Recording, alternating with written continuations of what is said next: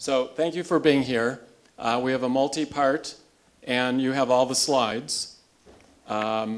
Briefly, we're going to talk about medications, and then Ben and Cindy are going to talk about multiple intervention projects where we combine medications with parent management training and other intervention studies. So this just lists briefly our objectives. I'm going to give a quick overview about medication that will help then in understanding some of the components of what Ben and Cindy will talk about. So as we know, there's no specific medication to treat core symptoms of autism. And so there's no cure for autism in regard to medication. The medications we're going to talk about are really looking either at target symptoms or symptom clusters or co-occurring psychiatric disorders. I'm going to talk briefly about informed consent to make sure that people understand the medicine that's being used. Most of these are considered off-label use, meaning the medicine is FDA approved, but not specifically in autism. And then I'll talk briefly about the two FDA-approved medications for select symptoms in autism. These are the groups of medications, and we'll go through each of these briefly. So the first group of medications are focused on target symptoms of inattention, distractibility, impulsivity, and hyperactivity. And if you have all of these symptoms, it may meet the diagnostic criteria for ADHD, attention deficit hyperactivity disorder. In 2005, a methylphenidate Ritalin study was done in over 60 children with autism, and it was found to have a 50% response rate. So that is a good response rate. But in normally developing children with ADHD, it's more like a 70% response rate. And with 18% having side effects. So some of the children did have side effects. And again, in normally developing children with ADHD, it's more like around 5% having side effects. So this was a large study done by the National Institute of Mental Health to really be able to make the point that stimulants may have benefit in selected children with autism plus ADHD. And then I briefly listed the short-acting and long-acting versions of different types of stimulant medication. Other medications that are not stimulants that are used in this symptom cluster or ADHD, atomoxetine or Strattera, and Ben is currently doing a large study looking at the benefits of Strattera in this population. The other two medications were actually originally medicines used as antihypertensives, so clonidine and Tenex, and now they have come out with long-acting forms, and each of these long-acting forms now have indications for ADHD, but again, not specifically in autism. And there have been some small studies looking at these medications in this population. The largest study to date looking at a medication in autism is the risperidone study from 2002. And in this, there were 101 children with autism. The dose range was 0.5 to 3.5 total milligrams per day. And the study showed 69% improvement in autism symptom cluster that I'll talk about, which target symptoms, compared to 11% on placebo. So clearly there was benefit on the risperidone. And they took children off of it to look at worsening of symptoms and put them back on it to really show that the medicine made some difference. And this is the reference for the original study. So in 2006, the FDA approved the use of risperidone in selected symptoms of autism, specifically irritability, aggression, self-injury, temper tantrums. So again, not the core symptoms of autism. And the study was in ages 5 to 16. Again, like most medications, there are certain side effects to watch for. So weight gain, sedation, constipation, increased salivation, and monitoring for any movement disorders.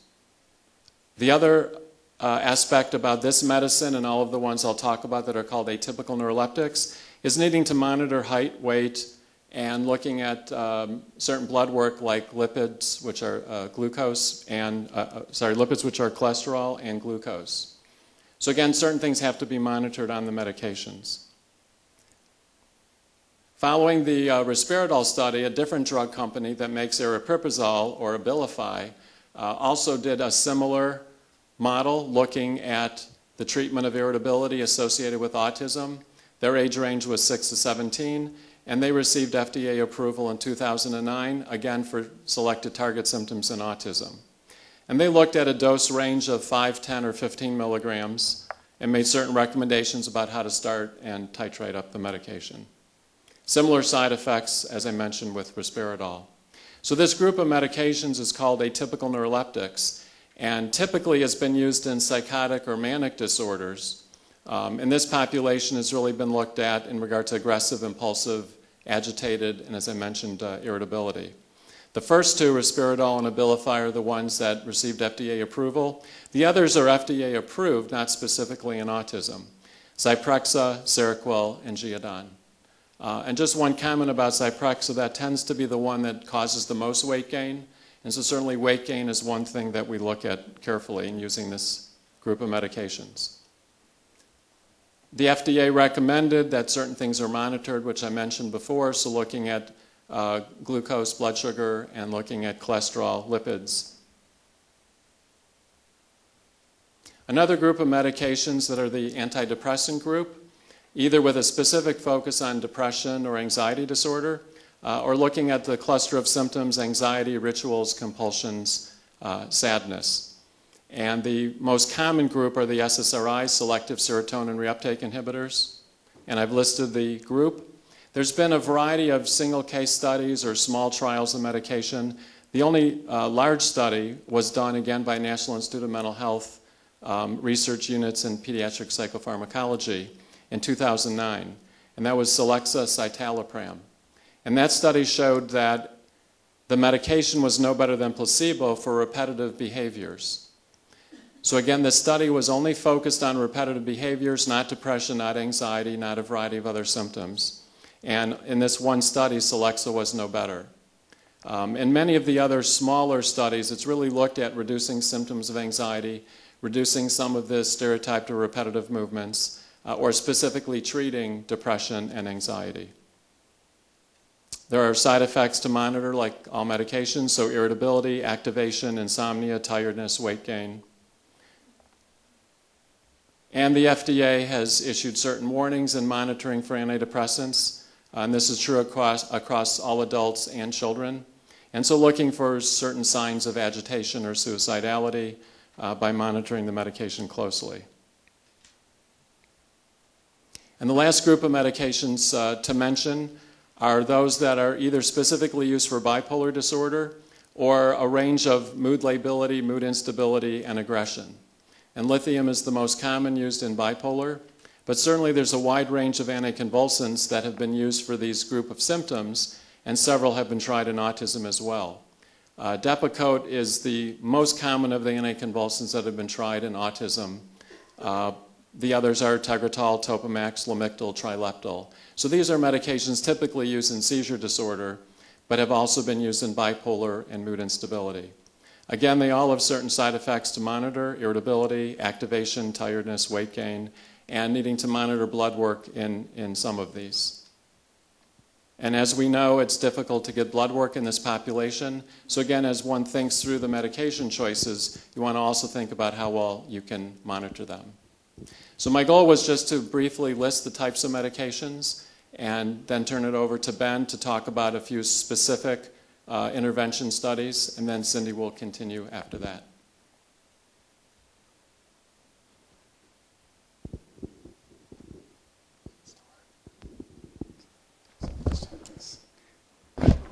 Good afternoon, everybody.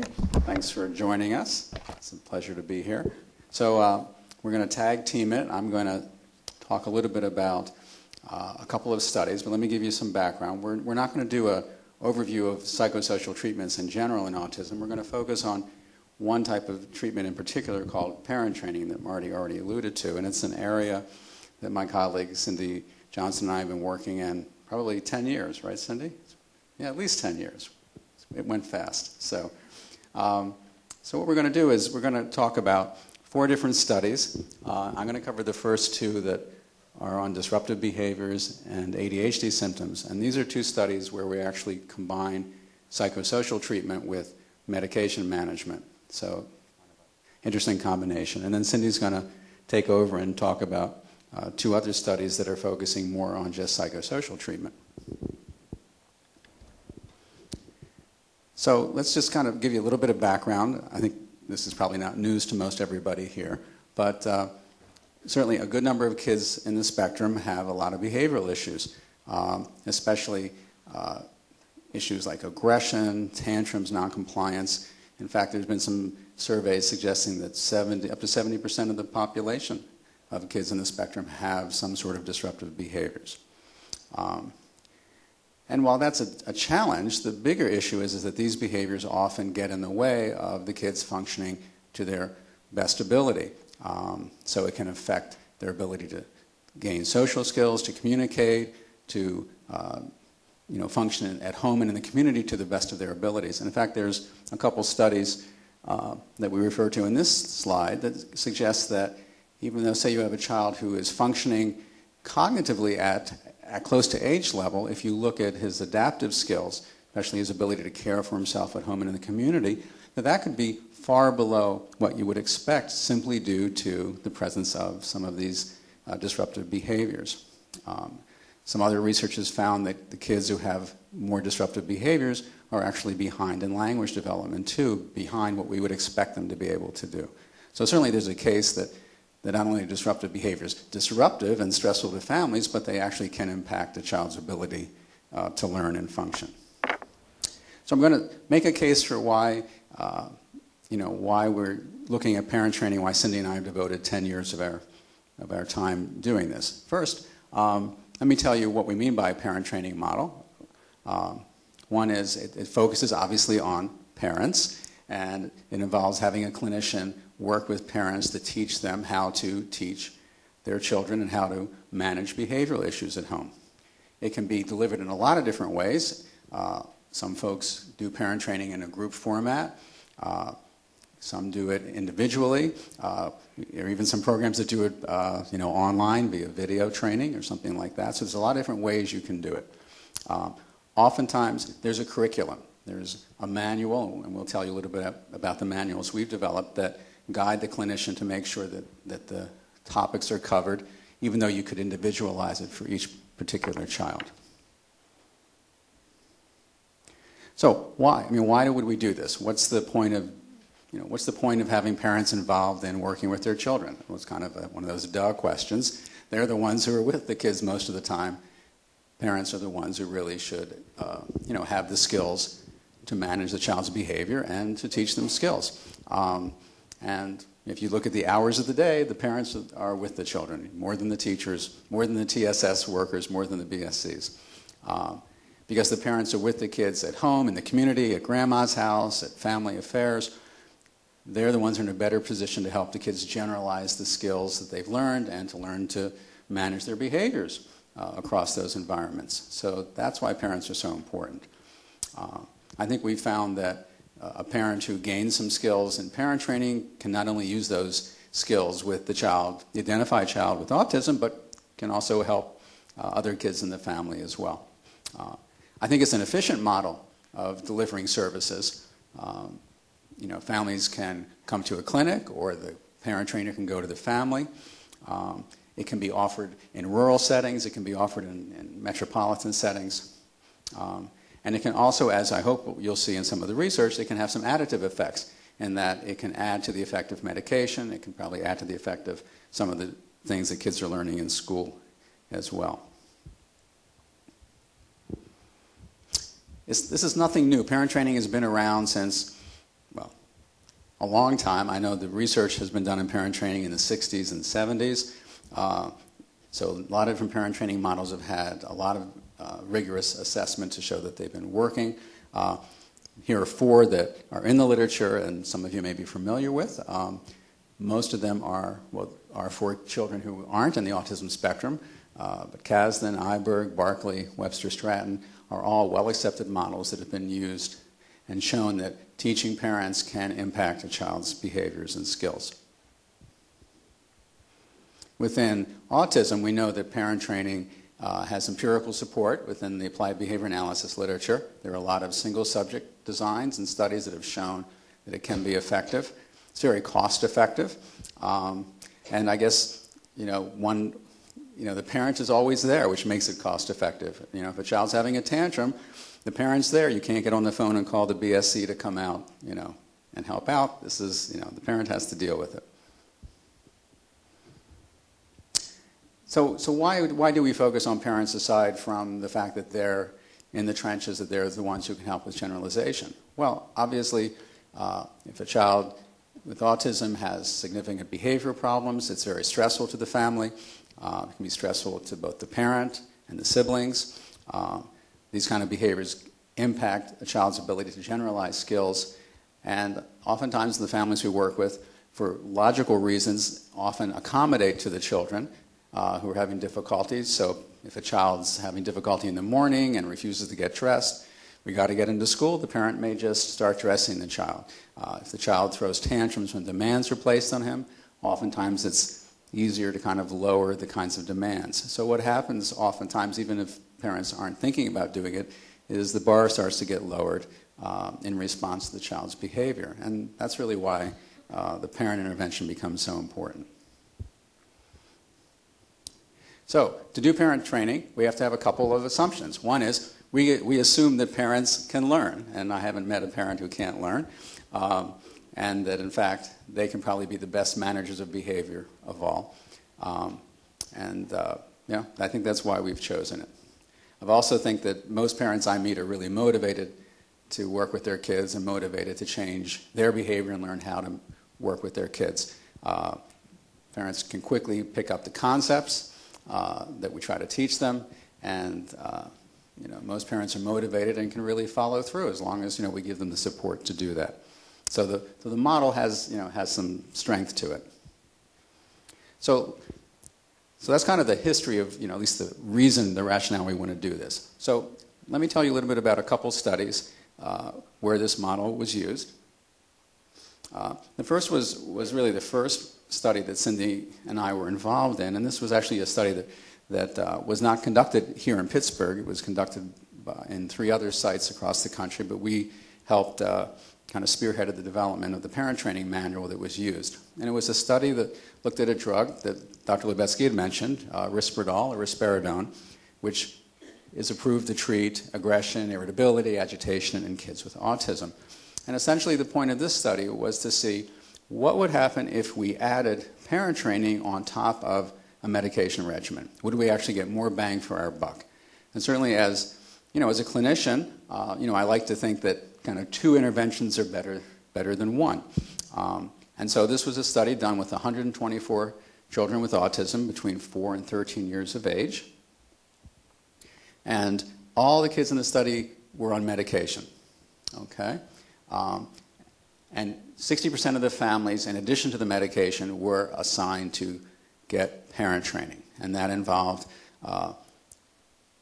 pretty much almost weekly, though over 24 weeks, it was about 11 or 12 sessions per family. So about every other week of parent training with an hour and a half with a parent trainer who went through a curriculum working on how to reinforce a child, how to manage the environment, how to teach new skills, a whole range of things that the parents were taught.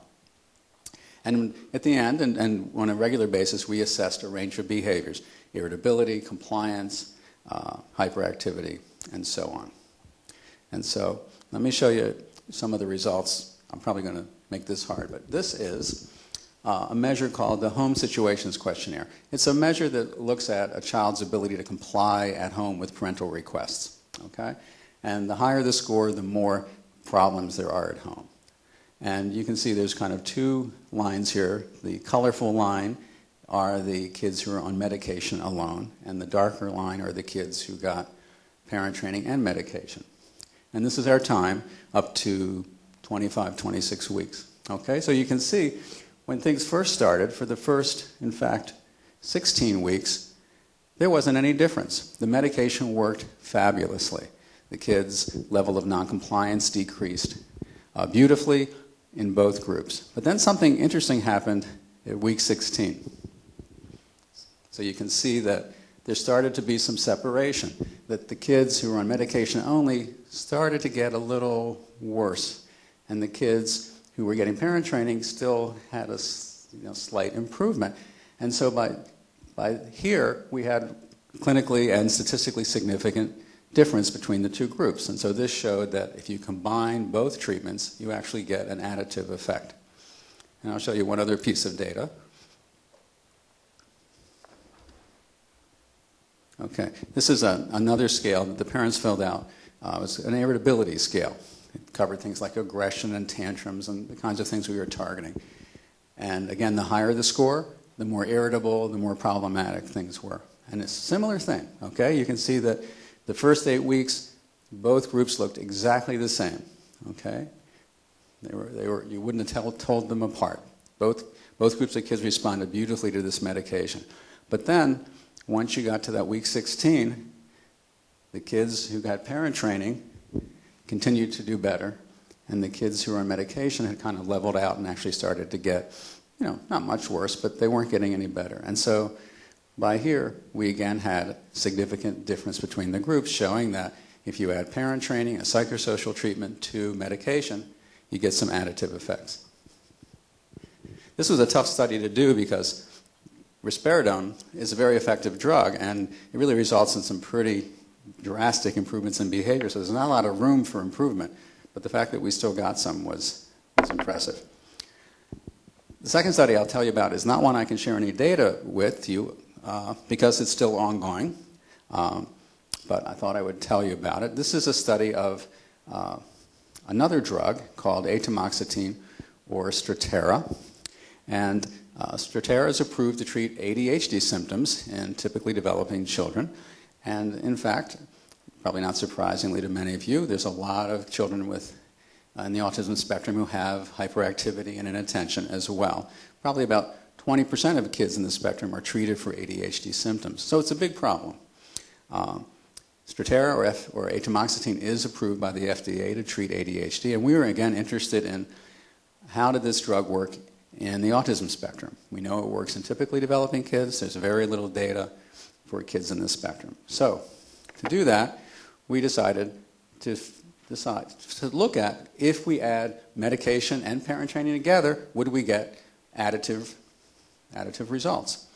The design was a little different than what I just told you for risperidone. We actually have 4 groups. The first group is the one that we think is going to be the best, and those are the kids who are on Strattera and get the parent training. The second group are kids who are on Strattera, but there's no parent training, so we think we'll get an effect, but we don't think it'll be quite as good. The third group are kids who get a pill, but there's nothing in the pill. Well, there is something in the pill, but it's not Strattera. It's just kind of a filler. But the parents get parent training, so they do get one intervention, which we hope will have some impact. And finally, the group we think will do the poorest, but we're not sure, that's why we do research, are the kids who are on placebo, essentially a pill that only has an inactive inert substance in it, and the parents don't get parent training. So that's kind of how the study works. We're going to have 148 families. We're about 2/3 of the way there at the moment. And the intervention is 10 weeks long.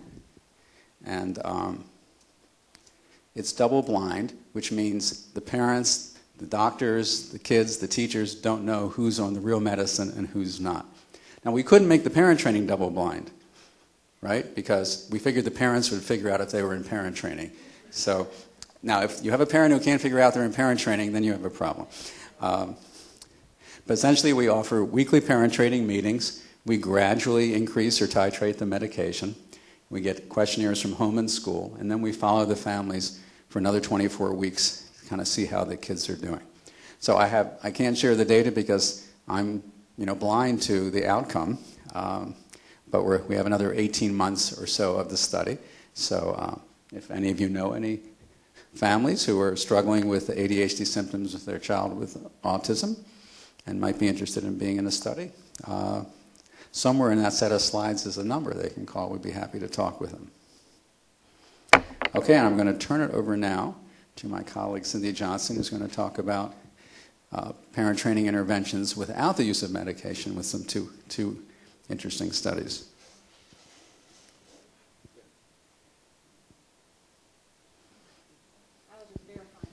Oh, you got plenty. You can sing and dance. You got all afternoon. Oh, this one? Okay, is this good? All right. Let me get myself organized here. So I'm going to pick up actually where Ben ended with our RUP PI study.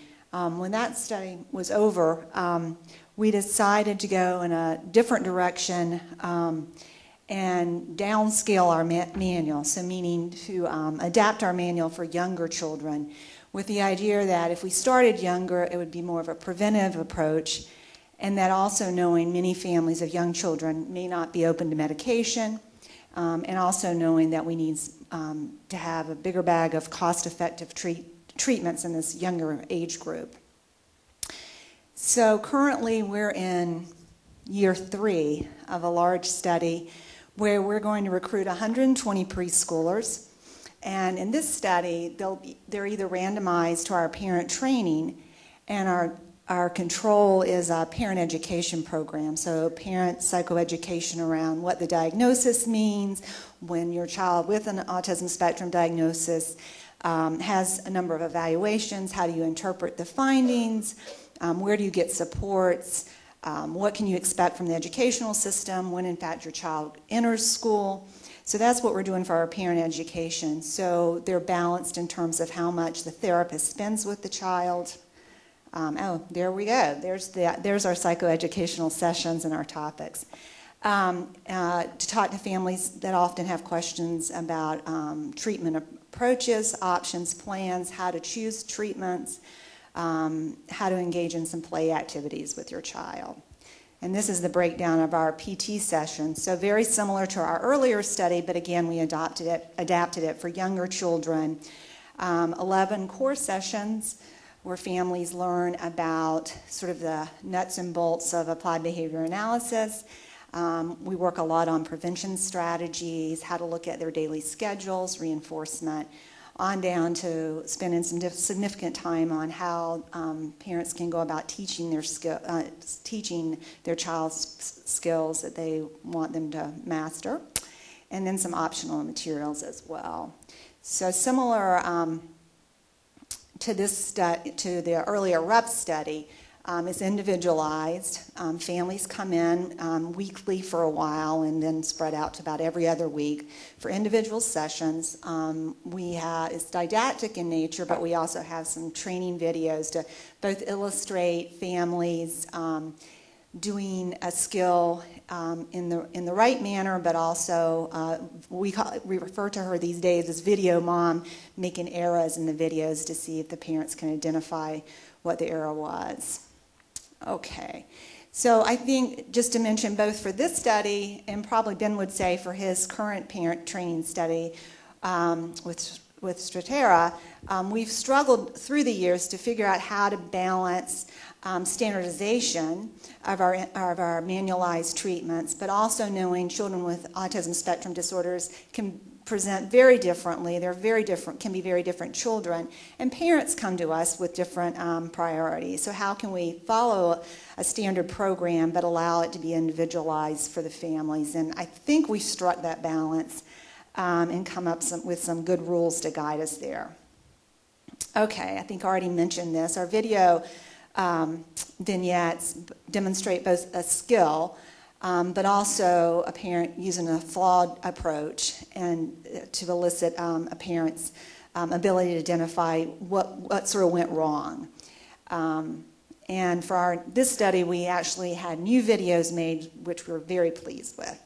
Okay, so the outcomes on this study vary. Some of them are the similar outcomes we've used in previous study. So parent ratings.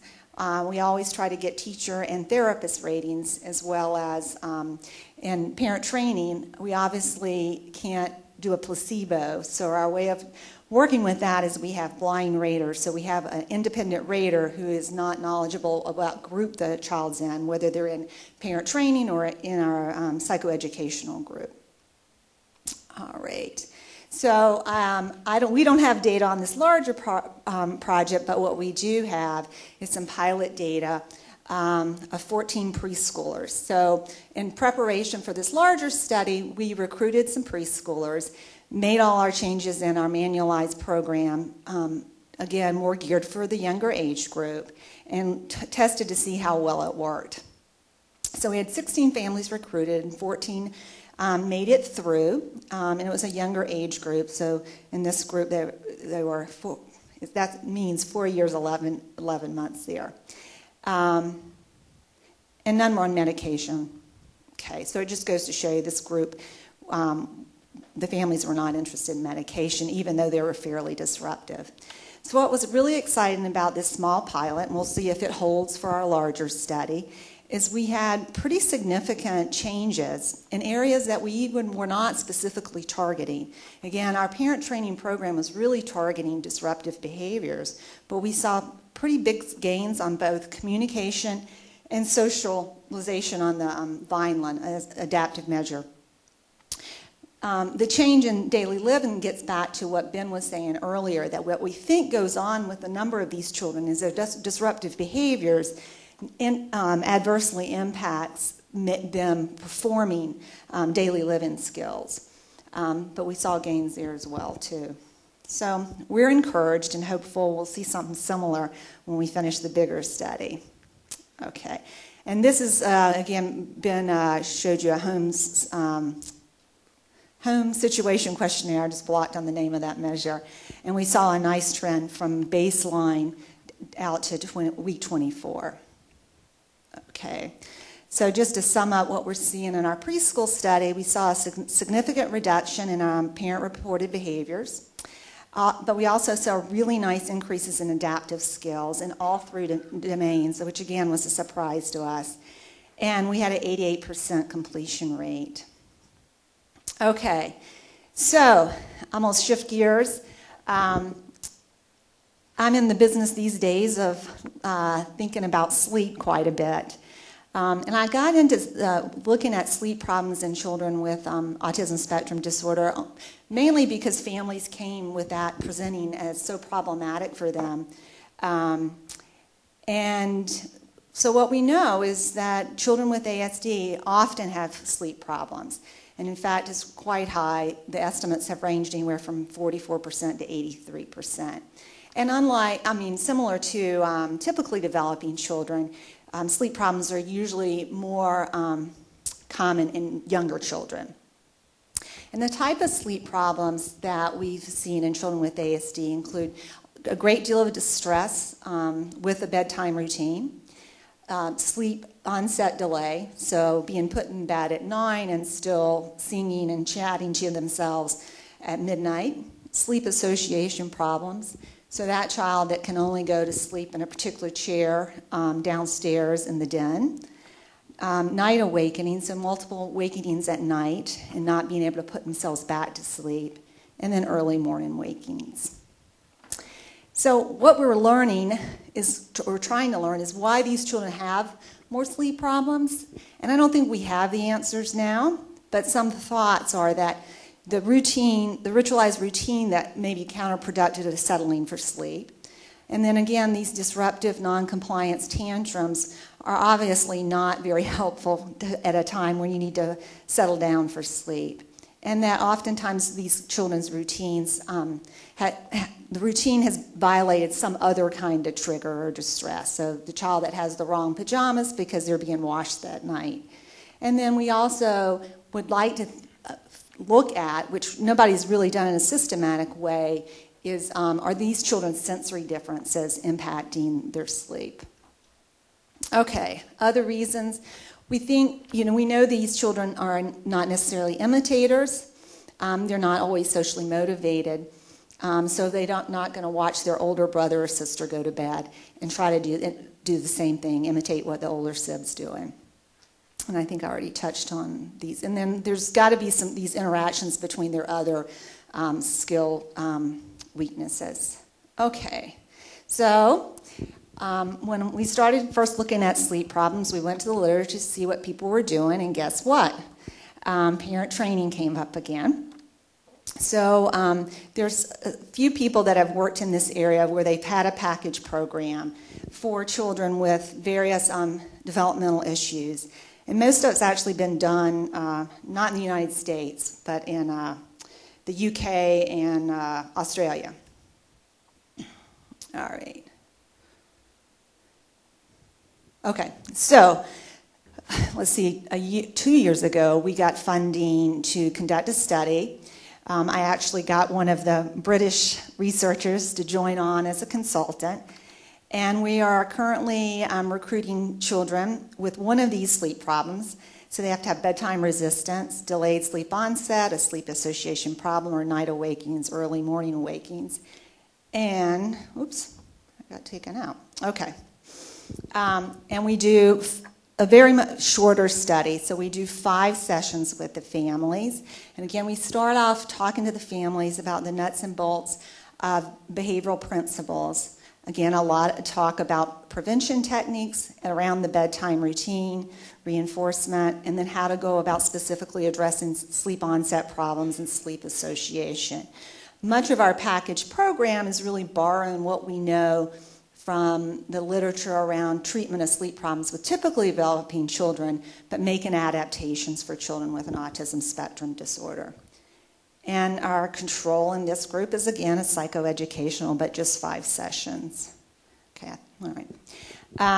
And for this study, we get a range of questionnaires, but we also put a little watch on a child. It's called an actigraph, which measures motion to be a more objective measure of sleep. And we also, as Ben mentioned, these families who have a child with an autism spectrum disorder oftentimes are under a great deal of stress. So our hope is that maybe we're lessening parents' stress levels by improving their child's sleep. And so we'll see. This is some very preliminary data we have on one of our sleep questionnaires.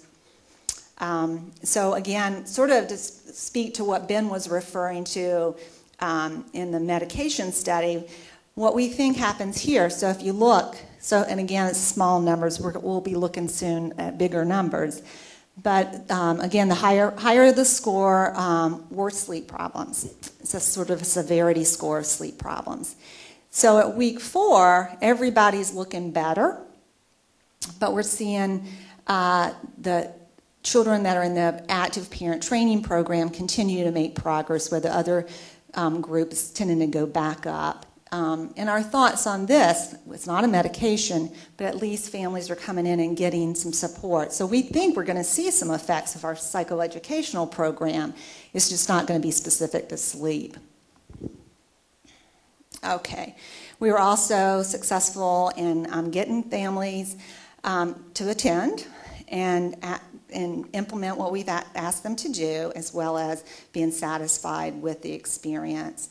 And again, just to highlight, families were pleased with both arms of treatment. And also, I probably should note for this study and our other studies, if a family is randomized not to the active parent training, at the end of that, they are invited to come in and get the active treatment, what we consider sort of add a protocol. So families, if they elect to, can still continue with us. All right. So I'm going to just, again, shift on you guys. So Ben and I both have prior experience with the treatment of feeding problems in children in general. And again, within a behavioral model. And it's also an area, again, in typically developing children and children with medical issues, the use of parent training has been shown to be effective. Well, we also know children with ASD often present with feeding problems. And the types we see are food selectivity, so being selective by type or texture. You guys may know children who will only eat a certain French fry from McDonald's or a certain brand of yogurt. So being very selective. Food refusal, so just not eating enough. And then disruptive mealtime behaviors. And I'm not going to... So similar reasons, they may have some more feeding problems. They may not understand what's being expected. We think some of the ritualistic and repetitive behaviors interfere, as well as some sensory differences, a need for sameness, so difficulty eating different kinds of French fries. And there's actually some emerging literature to suggest that these children may have altered taste, so either undersensitive or oversensitive. And there's some suggestion that maybe they have gastrointestinal symptoms that aren't being picked up.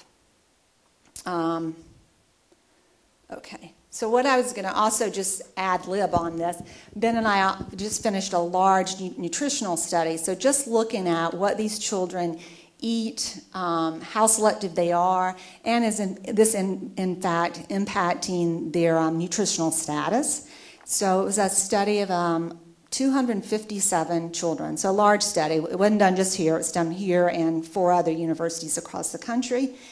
And what we found is that children with autism diet is just as bad as other children. So not always significantly worse, but how to intervene may be just more challenging. Okay. So, and just a couple other points here. So far what we know about addressing feeding problems in the literature is that oftentimes interventions done in very specialized settings, so partial programs, inpatient programs. So what, again, our goal is to look at, can we deliver this in a more cost-effective way and in the child's home where they're going to ultimately be eating. And again, there's a strong single subject literature. So a lot of small studies suggesting that, yes, we can take what we know about how to get a child to eat better and help the parent do those things and implement those strategies, and it will work.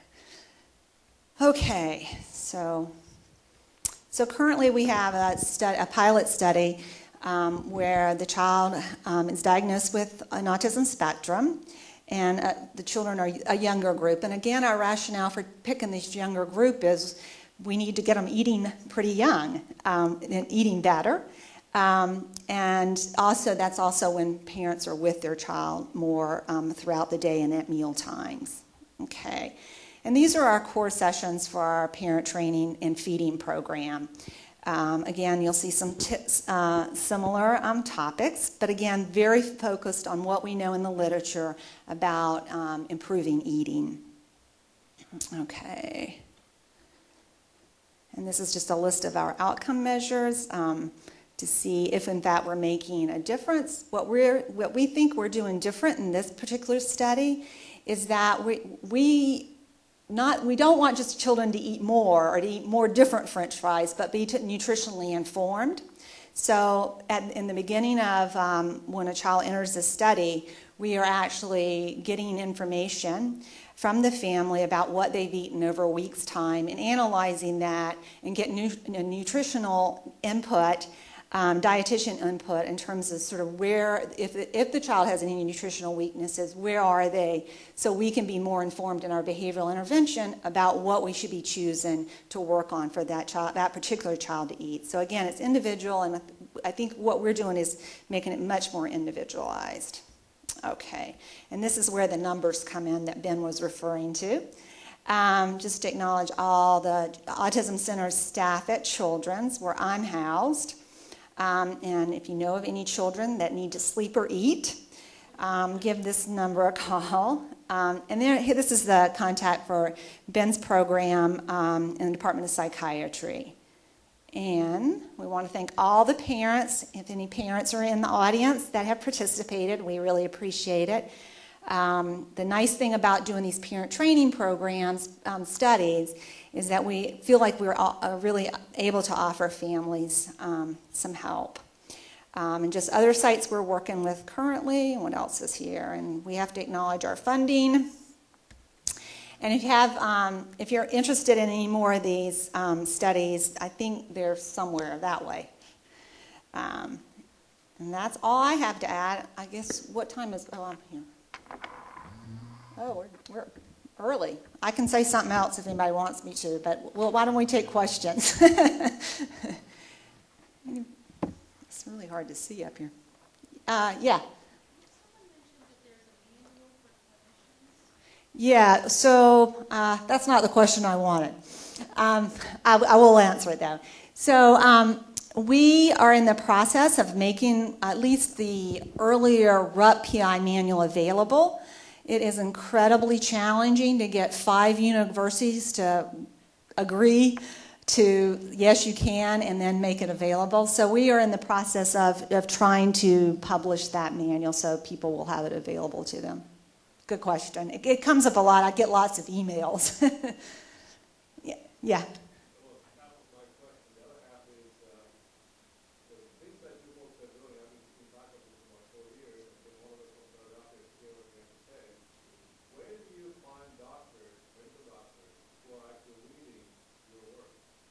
Where do we find, the question is, where do we find people reading our work?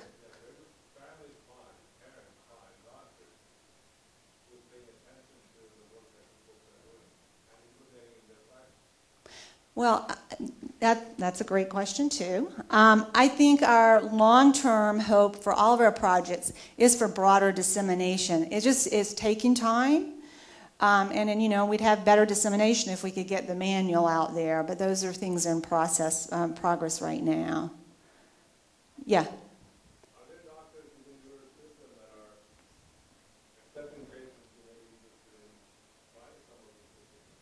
Right. So, yes, but there are limitations to families being able to come to Pittsburgh, and we realize that. So we're looking at how can we go there through different technologies. And I think that's going to be the next wave. Ben mentioned that there's parent training being done online, particularly for children who are typically developing, and I think we're making some dents there. As far as I know, we have yet to know the effectiveness of that. And maybe we need to do some combination where do we do face-to-face, but we can do some pieces of it online through Skype, et cetera. Y'all want to add to that? No? Yeah. Sure.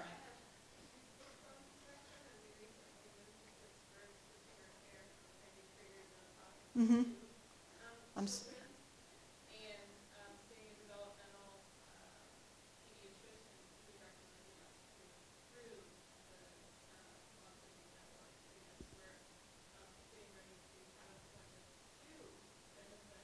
Great. Okay.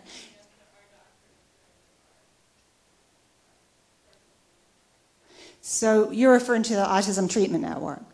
Right. So the Autism Treatment Network, I'll just mention briefly, is sort of split between the Children's Hospital of Pittsburgh and Western Psychiatric programs that Ben, Marty, and I are associated with. So the younger children come to Children's Hospital. The children 8 and over, I get things mixed up sometimes in terms of 7 or 8, but it's 8 and over come to the program in the Department of Psychiatry. And the starting place there is the children get a comprehensive evaluation. I'm sorry I'm having to do this, but it's like aimed right at me. So it's a good place to start. So we might be seeing you. Anything else? Yeah. What's the name of the pediatrician that you saw? Yeah, she's in my clinic. So, any other questions we can field or get ourselves in trouble with?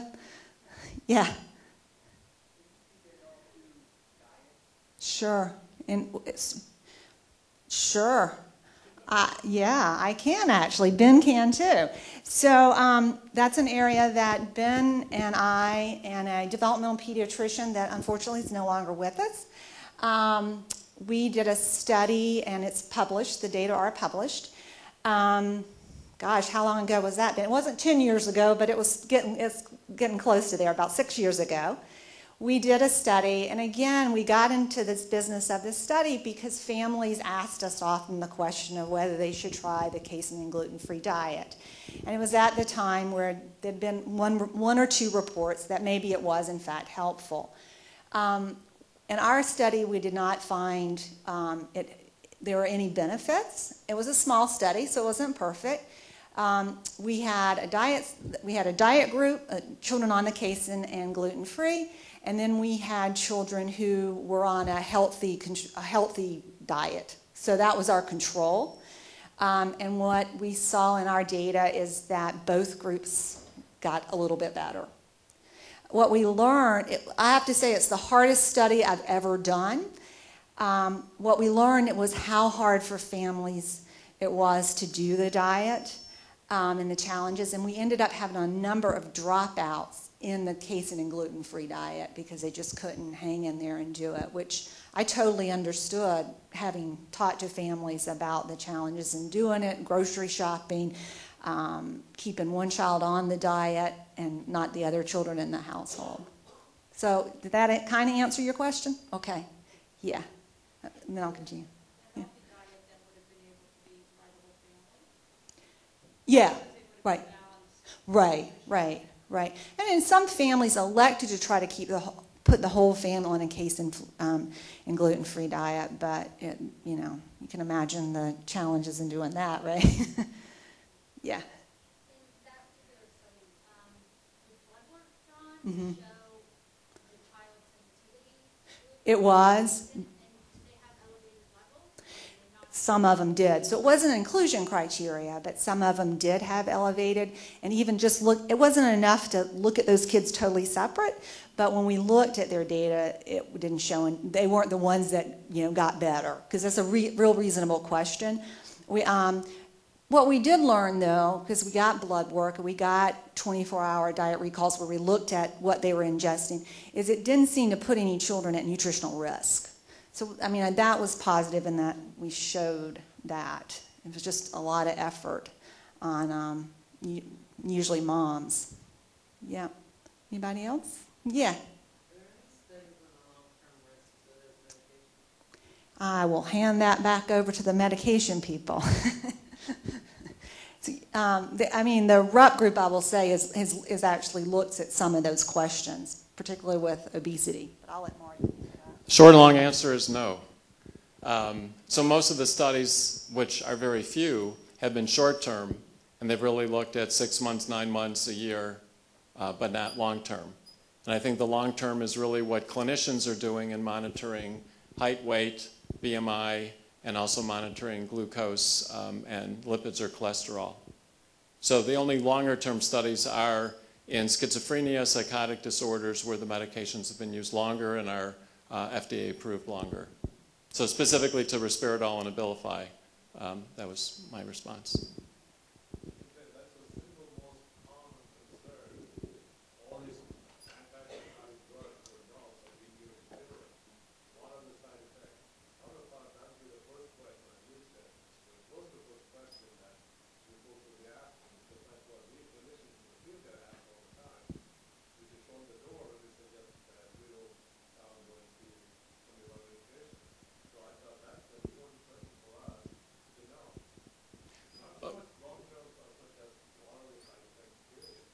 Right. So the short-term side effects have been monitored in all those studies. So seeing weight gain, for example, in the atypical neuroleptics has been shown. Short-term looking at cholesterol or glucose did not show a change, but again, that wasn't looking at long-term. Other medications like stimulants, the current Stratera study, I mean, all those studies that are short-term, they are looking at what side effects exist. I think the question we can't answer is the long-term side effects. And part of that is the monitoring.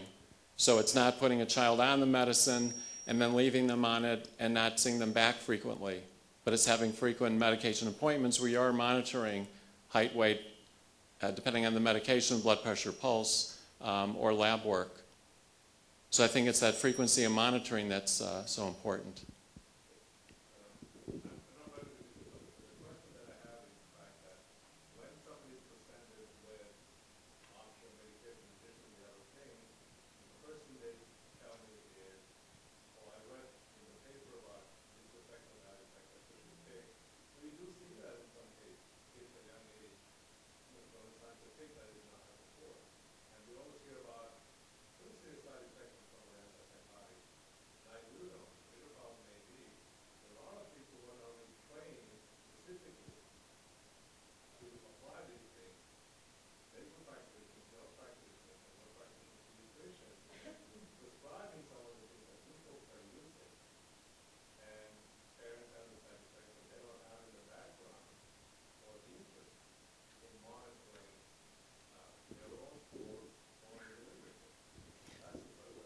Well, as you can tell by today's talk, it was purposeful to talk about other interventions so that the focus is not only on medication.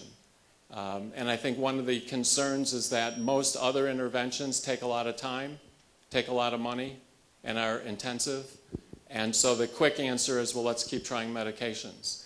And a lot of work that we do is actually decreasing medications or decreasing the number of medications and then trying to build in the behavioral interventions, psychosocial interventions, parent training interventions So one of the difficulties is using medication as a quick fix, and that happens a lot in the broader community. Certainly referrals to centers like ours to get more specialized information, and we are trying to integrate more into pediatric practices and provide behavioral health in some pediatric practices. So that helps augment what pediatricians do within their practice. I think it's harder with adults because we really haven't integrated as well into adult medicine or family practice. Other questions on psychosocial interventions, medications, sleep, feeding?